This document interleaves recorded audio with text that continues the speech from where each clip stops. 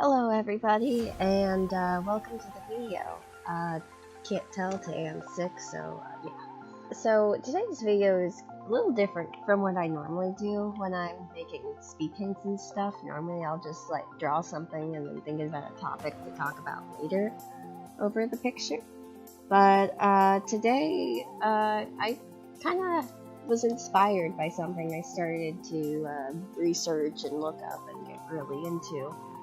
And that was the Celtic gods and goddesses. Now, I was originally going to do 6 characters, three boys, 3 girls, or 3, gods and 3 goddesses, but I have gotten sick, and I want this video to come out as soon as possible, and I don't really want to, talk as much as I normally would like to talk in my videos. So I just kind of decided I'm going to cut the video into 2 parts, and part 2 will come out whenever I can get it done. And this is part 1, which is the goddesses, which are the ones I did first because I have the most fun doing character design with females. Now, as you can see, the first goddess that we are drawing is named Babdekarta.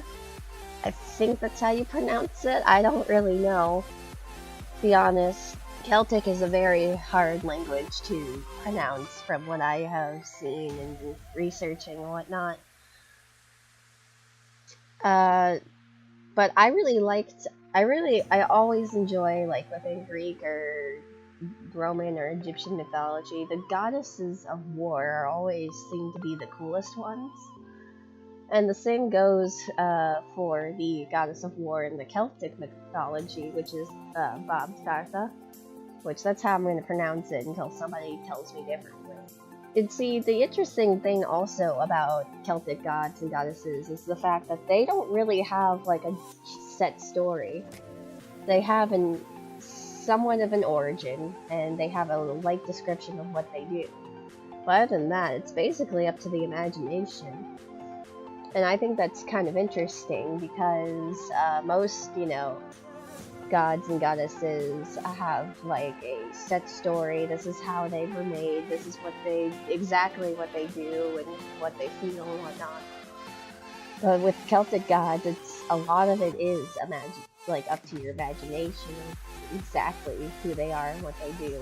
Yeah, and I like that also because maybe someday I can make my own story off of them using the limited amount of knowledge that we do know, and kind of splicing my own little flair into there and whatnot. Onto the design though, I was going to go onto my own thing, but I actually really like the source image, like the design that I saw in the source image, so I decided to stay relatively close to that and just make some minor details here and there and whatnot. I did change her little. I like the fact that she has a spear. It makes sense that the goddess of war carries a spear with her. But in the brief description that I've read online, apparently she can turn into a crow. And every time right before a battle, she lets out a cry to let everyone know that, horrible carnage is about to occur. I added also gradient and fade into her hair because I thought it would look really pretty with the white, and also would better symbolize that she's the goddess of war, because red is the color of blood and war, and also passion as well. And white is the color of innocence and purity. So it kind of goes without saying that the colors mix well. And I also chose for her jewelry, or the little jewels on her, I chose Alexandrite for the jewelry because it just looks really pretty and definitely pops out amongst the rest of her design. And then I added feathers as her headpiece instead of flowers because of the crow thing. And I added little feathers at the end of her staff just to kind of again reiterate that she is the goddess of war and can turn into a crow and whatnot. There's not much else I really changed though about her design. Excuse me. Because again, I really did like the reference design that I saw and decided just to kind of stick to that. I also decided to add freckles to her design because I thought they would look really cute, and you know, the Irish or Celtic are known for having freckles, so I just thought it'd be really cute. In addition, we had freckles everywhere. To be fair, any chance or excuse I have to add freckles to a character, I would love to use. Like, it's just because, like, I have freckles, there's, like, a sense of, like, you know, familiarity, I think that's the word, that I get when I see, like, other characters with freckles. I'm like, oh, hey, they're like me, freckle twins. And it is cool when there are, like, characters, in, like, comics or cartoons or, you know, of the sorts, with freckles, because it's just one of those details that some people forget about when drawing and making characters and stuff. And there we have it, the first goddess is done. I really like how it turned out, and that warm smile on her face gives the kind of impression that she knows that there's going to be another battle no matter what happens, but she's ready for it, and she knows that no matter the outcome, her part in the battle was for the greater good of everyone. Alright, and then the next goddess I would like to talk about is the goddess of nature. Or she's more of the goddess of nature and fertility and harvest and whatnot. But, I mean, to simplify it, she's the goddess of nature. Her name is, I'm going to question this again. Ane? I think it might be Ane. It's 4 letters, and I'm having a hard time. But this one I was the most excited for, because I knew that I was going to be able to kind of just go all natural with her design and add like vines and flowers and all sorts of pretty things. And I really do love how she turned out, to be honest. I think she might be, you know, she's my second favorite. I can't help myself but to add fades, by the way, to like hair and stuff right now.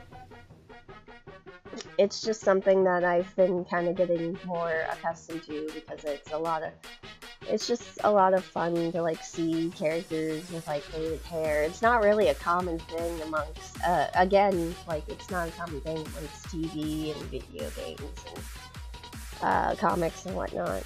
At least the mainstream ones. Now, unlike the first picture, I went against my initial reference, because the initial reference, all I got was like a bust of a woman with long black hair and flowers in her hair, and to be honest, she just looked like a nature goth hippie, not really, not really like a goddess of nature at all. So I decided to make her look more like how I would picture a Celtic goddess of nature, and so I added a lot of green to her design, and I of course kept the flower crown, because that makes a lot of sense for obviously a goddess of nature. And I didn't give her shoes, because the goddess of nature does not need shoes. She can connect with like the grass and feel it between her toes, and you know, and lay down and just enjoy all of that. And of course, I decided to braid her hair, because I thought that would look really cute. I bet her little animal buddies braid her hair with her and whatnot. And with that, I believe we are done with the goddess of nature, which is Ane. All in all, I really do like how her design turned out. But thinking about it in retrospect, I should have like made vines like kind of go out through her hair, put flowers everywhere, maybe different the colors of the flowers a little bit, but you know, simplicity is one of the best forms of beauty. I think she did turn out really well for what it is. I also, in the middle of her design, I was thinking about adding like freckles to her, but I really didn't want it to be redundant with designs, so ultimately I just put some on her shoulder, little green ones and whatnot, and to kind of like differentiate. Ow. Just hit my head, back of my chair. But I added them to differentiate her from, is that the right word? Differentiate? Difference her? I don't know. I'm sick still. But yeah, I just kind of put them on her shoulder, made them green. Yeah.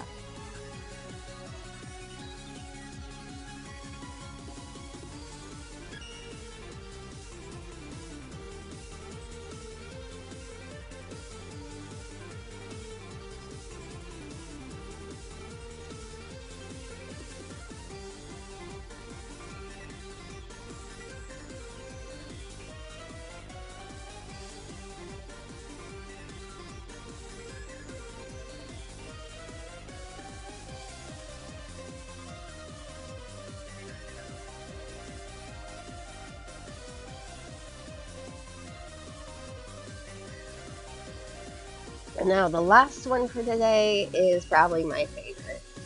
I was wanting to do one goddess of something, you know, sad or upsetting, or you know, because the other two had more cheerful or ambitious like themes to them. But I ultimately could not resist doing the goddess of the moon and rabbit magic, is from what I've seen it described as. She's the goddess of the moon and rabbit magic. Oh my gosh. Oh, excuse me. Because if you know anything about me, I love rabbits. I love bunnies so much. I have my own. Her name is Chocolate. And I just love anything to do with the moon. I love being out in the moonlight and taking walks. And I love anything, any kind of jewelry with moons on it or stars. I love reading about space and whatnot. So this was a lot of fun for me. And this is definitely my favorite design because you know, again, I kind of went against the original reference in this one. I didn't really like the reference picture. I kept her black hair because that made sense. It matches with the darkness of the night and whatnot. And I made it a little bit yellow tinted just to kind of give that like a little, you know, mystical effect to it. But other than that, I gave her rabbit ears because obviously rabbit magic, cute puffy rabbit tail, and probably one of my favorite dresses I've ever designed in my life. I also kind of gave her like a little moon tiara in a way. I mean, it was going to be a tiara. I don't know really what happened to it. And then I gave her like moon markings on her face. And then of course I took advantage of the fact that she's got gigantic rabbit ears, and so I gave her some moon themed jewelry, earrings all over. I also decided to give her like part of her dress is made out of like this transparent fabric. It just kind of feels very like mystical and space-like to me when I see like fabric like that on like dresses and stuff. It's very it's different at least.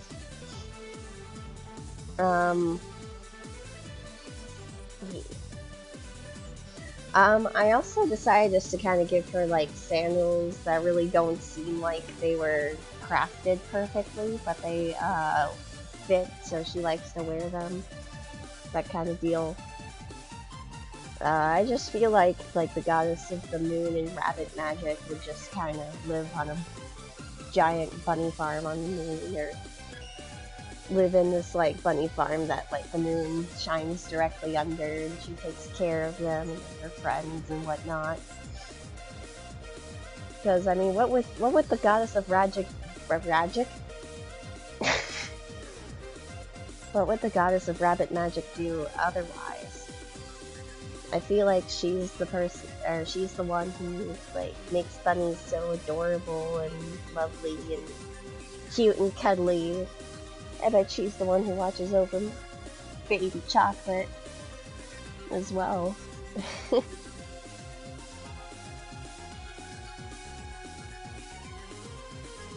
All in all, though, I think she is absolutely my favorite design so far. I haven't started on the other three gods yet, but I feel like nothing's gonna like overshadow this one because she is absolutely adorable, and I love her. And I wish I was her. I wish I was the goddess of rabbit magic and just had a legion of bunnies that to chill with all day. It sounds like a dream come true.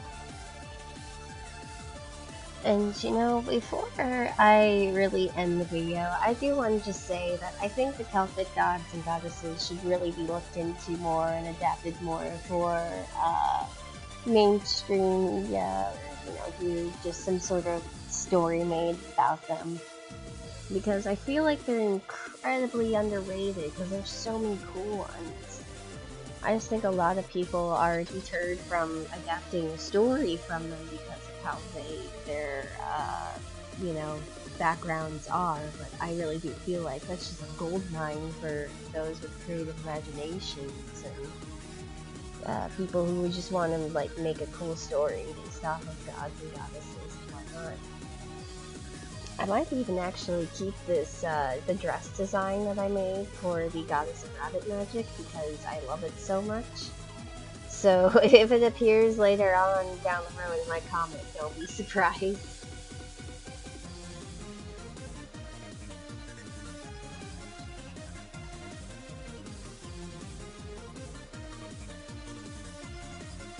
And with that, I will end part 1 of the video. If you guys enjoyed the video, then please let me know in the comments below. If you're looking forward to part 2 and you'd like to suggest some gods to me, because I have a general idea of who I'd want to draw, but not really set in stone yet. And please just give me suggestions and whatnot. And remember, only Celtic gods, so just doing the Celtic ones right now. I might do like Roman or Greek or Egyptian or even Hindu stuff some other time. But right now I feel like I want to bring more attention to the Celtic mythology because of how interesting and entertaining it can be.